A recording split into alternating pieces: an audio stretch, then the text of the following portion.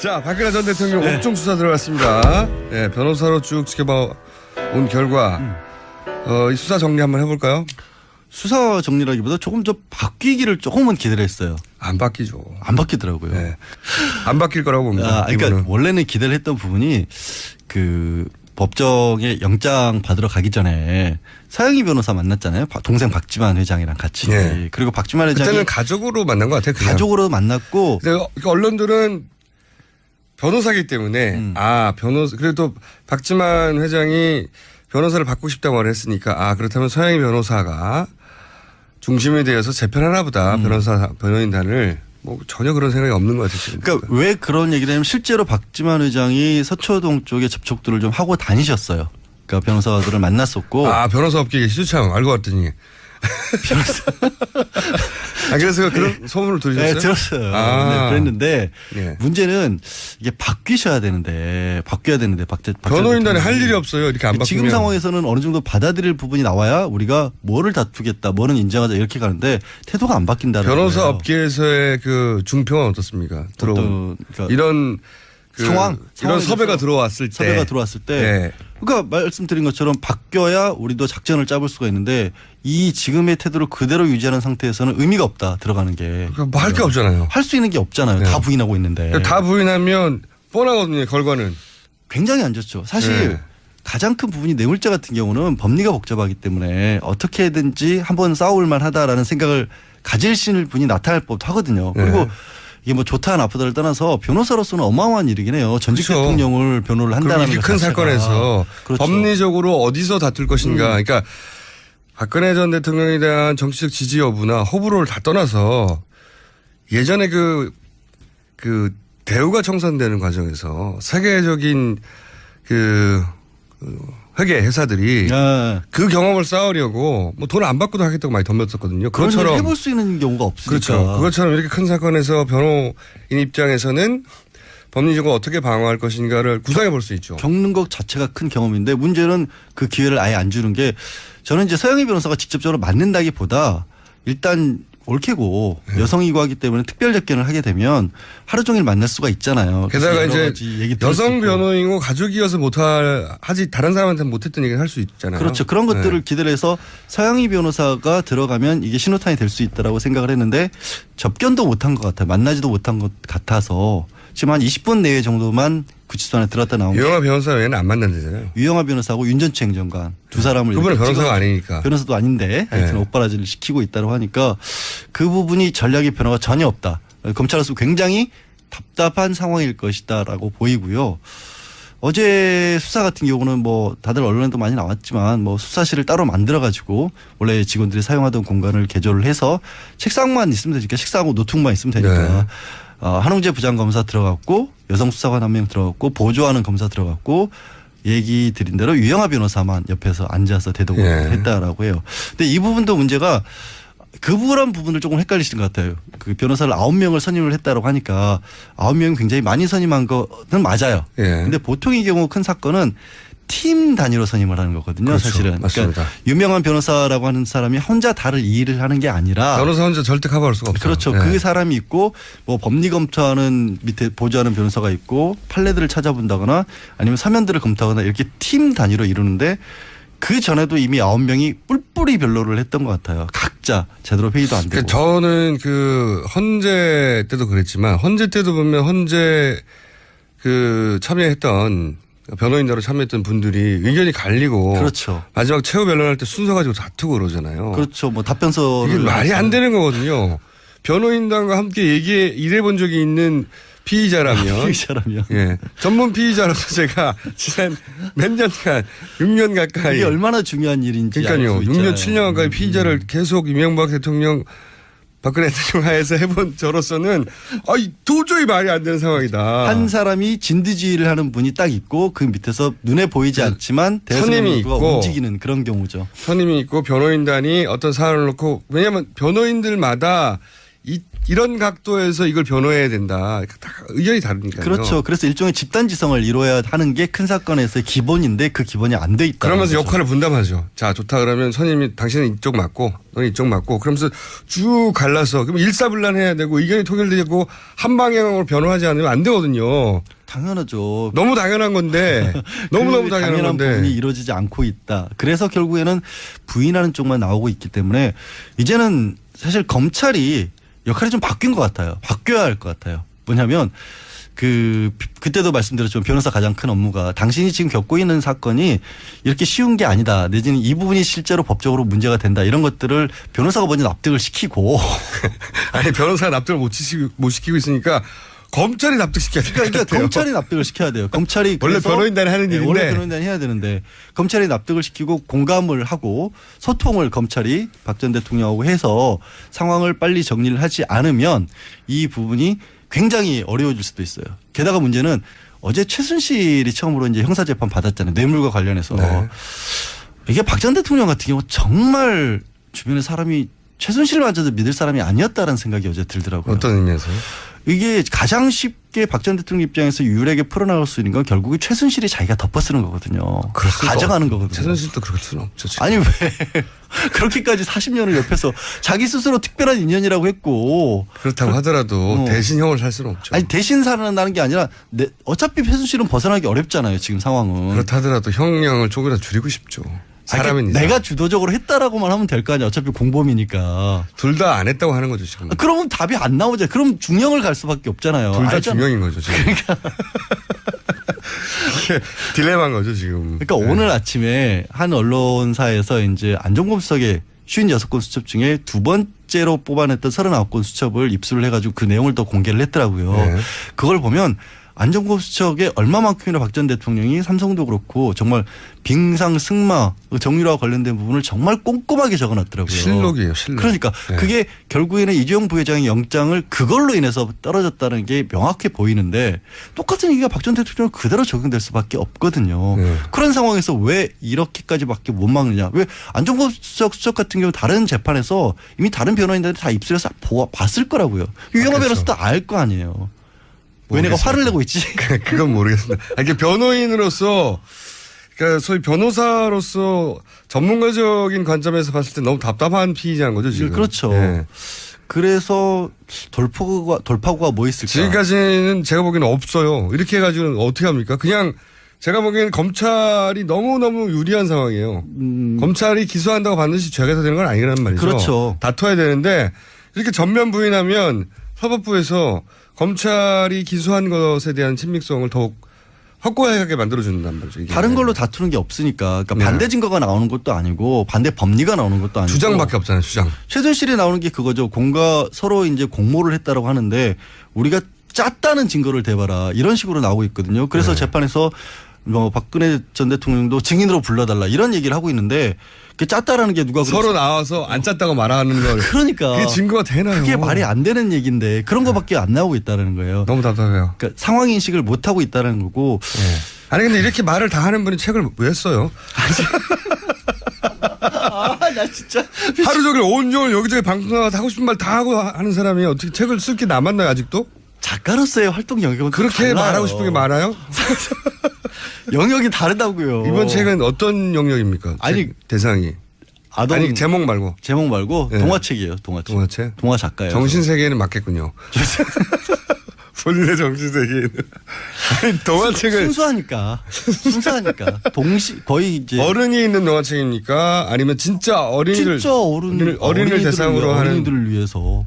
그러니까 어린이의 눈높이에 맞춰서 어린이가 이런 걸 좋아하지 않을까 하는 동화를 쓴 거예요? 그렇죠. 절대 안 팔리겠네요. 왜 또? 정편에서 이렇게 험악한 얘기를 하는 분이 애들한테 동화를 써가지고 어떻게 잘 팔립니까 그게? 제가 마음이 순수하다는 걸 아직도 말도 못 안 되는 느끼세요. 책이네요. 근데 하려던 얘기가 있었는데 지금 이게 정말 황당한 얘기긴 한데 박 전 대통령의 그런 상황을 깰 수 있는 실현 가능성은 없지만 한 가지 방법이 돌파구가 하나 있어요? 돌파가 유일한 게 있어요. 뭡니까? 사실 독방에서 합방을 시켜야 돼요. 다른 사람들 현실 세계로 내려와라. 현실 세계로 들어와야 돼요. 네. 그러니까 그 안에 있으면서 6, 7명하고 있고 그렇게 되면 혼자만의 가둬져 있는 세계 있잖아요. 여태 뭐 그 주변 사람들에게도 진면목을 안 보이고 정말 가까운 인간적으로 탁 터놓고 자연인 대 자연인으로 이런 일이 벌어졌다고 말해줄 사람이 지금까지 단 한 명도 없는 것 같아요. 없죠. 예. 그러니까 그거를 깨지는 기회를 본인은 고통스러울지 모르지만 예. 그 방법만이 저는 사실 유일한 방법이고 인간적인 면에 있어서 가능성이 약 3% 정도 봅니다. 그렇다 하더라도 그렇게 될 가능성은. 그래도 예. 그거밖에 없어 보여요. 그러니까 이게 뭐 지금 재판을 받는 과정이어서건 아니면 앞으로 형벌을 만약에 유죄를 받는다라고 하면 형벌을 받는 과정에서건 인간으로서 제대로 본인의 어떤 문제를 깨달을 수 있는 유일한 기회는 그나마 다른 사람들과 섞여 있으면서 생활하는 방법밖에 없을 것이다. 근데 그게 하필 굉장히 특수한 공간인데 그게 되겠어요? 그게 좀 일상 공간도 어렵죠. 아니고. 아니 일상 공간이 아니니까 오히려 될 수도 있다고 봐요. 저는 지난번에 왜 그 땅콩 회항 사건 때 그 사람은 같이 있었잖아요. 예. 같이 있었으면서 생각보다 많은 걸 깨달았다. 얼마만큼이나 될지는 모르겠지만 그럴 수 있다고 그럴 봅니다. 수 있다고 봐요. 근데 저는. 그 경우보다 더 극단적인 경우잖아요. 그분이야 물론 재벌이고 만나는 사람도 제약이 있었겠지만 인간적인 관계를 유지하고 있었을 거 아니에요. 다른 그렇죠. 사람들 어느 친구도 있고. 정도는. 근데 이 경우는 그것도 없는 거거든요. 그게 참 안타까운 자연인으로서는 굉장히 기구한 삶이고 그리고 비정상적인 삶이죠, 사실. 사실 그런 사람이 이제 대통령이 되는 바람에 이렇게까지 문제가 결국 벌어졌고 그나마 유일한 해법 3%지만 유일한 해법이라는 데는 저도 표를 하나 던집니다. 고맙습니다. 네. 사람과 만나야 된다. 오랜만에 또 한 번 더 공감해 주시는군요. 사람과 3%밖에 안 되는데 사람과 만나야 된다는 데는 저는 동의하는데 이루어질 일이 없죠. 절대. 그러게요. 그러니까 교도소는 아니죠. 지금 그 구치소에서 형이 확정되기 전에 있는 구치소에서 구치소장이 그런 위험을 감수하며 할 리가 없죠. 아니, 그러니까 예우라기보다는 그렇죠. 사고 방지를 위해서 그렇게 절대로 안 하겠지만 가능성이라는 면에서 그렇게 드렸고요. 그 예우 때문에 구치소도 굉장히 신경을 많이 쓰고 있다 그러더라고요. 저도 이제 교정당국에 연락을 해보니까 정말 그야말로 초비상 상태. 그리고 언론에 나가는 부분에 상당수가 너무나 많은 추측에 의해서 나오고 있어서 곤혹스럽긴 한데. 추측도 있고 실제도 있겠죠. 뭐 이거를 다 일일이 해명할 수도 없는 노릇이라고 굉장히 힘들어하고 있다라는 정도 말씀드릴 것 같아요. 자, 그러면 동화책을 쓰신 오늘 여기까지 할 텐데 동화책을 쓰신 작자죠. 작가 순수한 작가 동심의 작가. 주제가 뭡니까 동화책 주제가? 교훈이 있을 거 아닙니까? 법률이죠 뭐 아이들에게. 대한민국의 건강한 미래를 위한. 아이들 정신 건강을 위해서는 줄 알았더니 고객을 미리 확보하는 거였어요. 비즈니스 참네. 악마 양지열 변호사였습니다. 감사합니다. 고맙습니다. 이제 많이 선임한 거는 맞아요. 근데 보통의 경우 큰 사건은 팀 단위로 선임을 하는 거거든요. 그렇죠. 사실은. 맞습니다. 그러니까 유명한 변호사라고 하는 사람이 혼자 다를 일을 하는 게 아니라 변호사 혼자 절대 커버할 수가 없어요. 그렇죠. 그 사람이 있고 뭐 법리 검토하는 밑에 보조하는 변호사가 있고 판례들을 찾아본다거나 아니면 서면들을 검토하거나 이렇게 팀 단위로 이루는데 그 전에도 이미 9명이 뿔뿔이 변론을 했던 것 같아요. 각자 제대로 회의도 안 되고. 그러니까 저는 그 헌재 때도 그랬지만 헌재 때도 보면 헌재 그 참여했던 변호인으로 참여했던 분들이 의견이 갈리고 그렇죠. 마지막 최후 변론할 때 순서 가지고 다투고 그러잖아요. 그렇죠. 뭐 답변서를 이게 말이 안 되는 거거든요. 변호인단과 함께 일해본 적이 있는 피의자라면 예. 전문 피의자로서 제가 지난 몇 년간 6년 가까이 이게 얼마나 중요한 일인지 그러니까요. 6년 7년 가까이 피의자를 계속 이명박 대통령 박근혜 대통령 하에서 해본 저로서는 도저히 말이 안 되는 상황이다. 한 사람이 진두지휘를 하는 분이 딱 있고 그 밑에서 눈에 보이지 않지만 선임이 있고 움직이는 그런 경우죠. 선임이 있고 변호인단이 어떤 사안을 놓고 왜냐하면 자 박근혜 전 대통령 옥중 수사 들어갔습니다. 네, 변호사로 쭉 지켜봐 온 결과 이 수사 정리 한번 해볼까요? 수사 정리라기보다 조금 더 바뀌기를 조금은 기대를 했어요. 안 바뀌죠. 안 바뀌더라고요. 네. 안 바뀔 거라고 봅니다. 그러니까 이거는. 원래는 기대를 했던 부분이 그 법정에 영장 받으러 가기 전에 서영희 변호사 만났잖아요. 동생 박지만 회장이랑 같이. 네. 그리고 박지만 회장이 그때는 가족으로 만난 것 같아요. 그냥. 가족으로 만났고. 언론들은 변호사기 때문에 그래도 박지만 회장이 변호사를 받고 싶다고 말했으니까 그렇다면 서영희 변호사가 중심이 되어서 재편하나 보다 변호인단을 뭐 전혀 그런 생각이 없는 것 같아요. 지금. 그러니까 왜 그런 얘기를 하냐면 실제로 박지만 회장이 서초동 쪽에 접촉들을 좀 하고 다니셨어요. 그러니까 변호사들을 만났었고. 아, 변호사 업계에 시주창 알고 왔더니.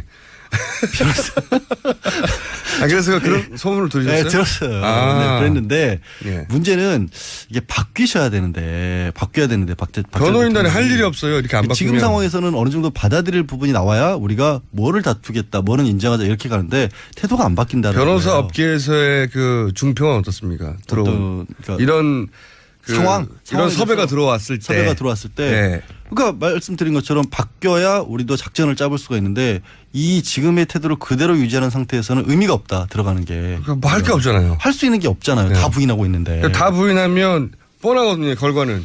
굉장히 안 좋죠. 사실 네. 가장 큰 부분이 뇌물죄 같은 경우는 법리가 복잡하기 때문에 어떻게든지 한번 싸울 만하다라는 생각을 가지실 분이 나타날 법도 하거든요. 그리고 네. 이게 뭐 좋다 나쁘다를 떠나서 변호사로서는 어마어마한 일이긴 해요. 전직 그렇죠. 대통령을 변호를 그리고 한다는 이렇게 것 큰 자체가. 사건에서 그렇죠. 법리적으로 어디서 다툴 것인가. 그러니까 박근혜 전 대통령에 대한 정치적 지지 여부나 호불호를 다 떠나서 예전에 그 대우가 청산되는 과정에서 세계적인 그 회계 회사들이 네. 그 경험을 쌓으려고 뭐 돈 안 받고도 하겠다고 많이 덤볐었거든요. 그런 일을 그것처럼 해볼 수 있는 경우가 없으니까. 그렇죠. 그것처럼 이렇게 큰 사건에서 변호인 입장에서는 법리적으로 어떻게 방어할 것인가를 구상해 볼 수 있죠. 겪는 것 자체가 큰 경험인데 문제는 그 기회를 아예 안 주는 게 저는 이제 서영희 변호사가 직접적으로 맞는다기보다 일단 옳게고 여성이고 하기 때문에 특별 접견을 하게 되면 하루 종일 만날 수가 있잖아요. 게다가 그래서 여러 이제 가지 얘기 들을 수 여성 있고. 변호인이고 가족이어서 하지 다른 사람한테는 못했던 얘기를 할 수 있잖아요. 그렇죠. 그런 것들을 기대를 해서 서영희 변호사가 들어가면 이게 신호탄이 될 수 있다라고 생각을 했는데 접견도 못한 것 같아요. 만나지도 못한 것 같아서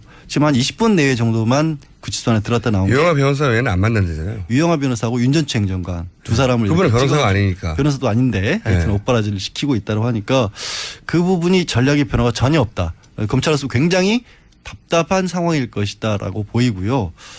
어제 수사 같은 경우는 뭐 다들 언론에도 많이 나왔지만 뭐 수사실을 따로 만들어 가지고 원래 직원들이 사용하던 공간을 개조를 해서 책상만 있으면 되니까 책상하고 노트북만 있으면 되니까 네. 한웅재 부장검사 들어갔고 여성 수사관 한 명 들어갔고 보조하는 검사 들어갔고 얘기 드린 대로 유영아 변호사만 옆에서 앉아서 대동을 했다라고 해요. 근데 이 부분도 문제가 그런 부분을 조금 헷갈리시는 것 같아요. 그 변호사를 9명을 선임을 했다라고 하니까 9명이 굉장히 변호인들마다 이런 각도에서 이걸 변호해야 된다. 다 의견이 다르니까요. 그렇죠. 그래서 일종의 집단지성을 이루어야 하는 게 큰 사건에서의 기본인데 그 기본이 안 돼 있다. 그러면서 역할을 분담하죠. 자, 좋다 그러면 선임이 당신은 이쪽 맞고 너는 이쪽 맞고 그러면서 쭉 갈라서 그럼 일사불란해야 되고 의견이 통일되고 한 방향으로 변호하지 않으면 안 되거든요. 당연하죠. 너무 당연한 건데 너무너무 당연한 건데. 부분이 이루어지지 않고 있다. 그래서 결국에는 부인하는 쪽만 나오고 있기 때문에 이제는 사실 검찰이 역할이 좀 바뀐 것 같아요. 바뀌어야 할 것 같아요. 뭐냐면 그때도 말씀드렸지만 변호사 가장 큰 업무가 당신이 지금 겪고 있는 사건이 이렇게 쉬운 게 아니다. 내지는 이 부분이 실제로 법적으로 문제가 된다. 이런 것들을 변호사가 먼저 납득을 시키고 아니 변호사가 납득을 못 시키고 있으니까 검찰이 납득시켜야 될 것 그러니까 같아요. 검찰이 납득을 시켜야 돼요. 검찰이 원래 그래서 변호인단이 하는 일인데. 원래 변호인단이 해야 되는데 검찰이 납득을 시키고 공감을 하고 소통을 검찰이 박 전 대통령하고 해서 상황을 빨리 정리를 하지 않으면 이 부분이 굉장히 어려워질 수도 있어요. 게다가 문제는 어제 최순실이 처음으로 이제 형사재판 받았잖아요. 뇌물과 관련해서. 네.